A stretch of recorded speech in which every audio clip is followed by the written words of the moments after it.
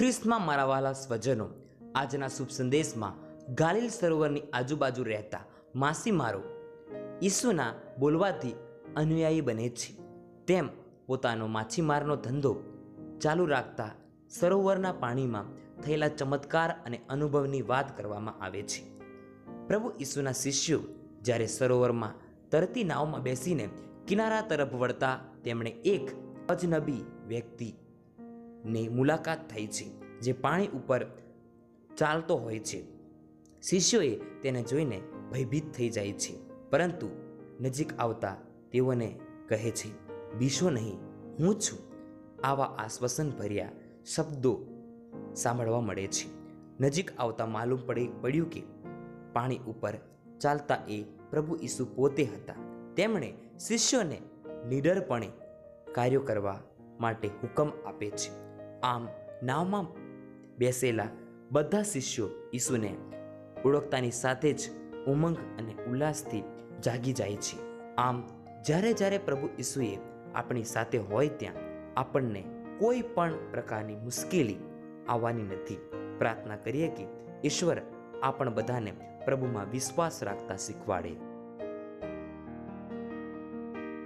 સંત માર્કના શુભ સંદેશમાંથી પાઠ અધ્યાય 6 કડી 45 થી 52 સુધી.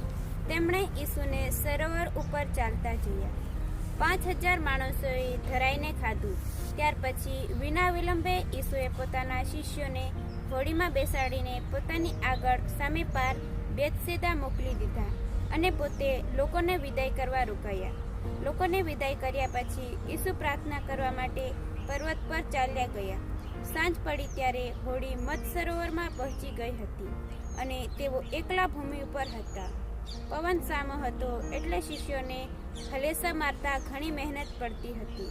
તે જોઈને રાતના લગભગ ચોથા પહોરે ઈસુ સરોવર ઉપર ચાલતા તેમની પાસે આવી પહોંચ્યા.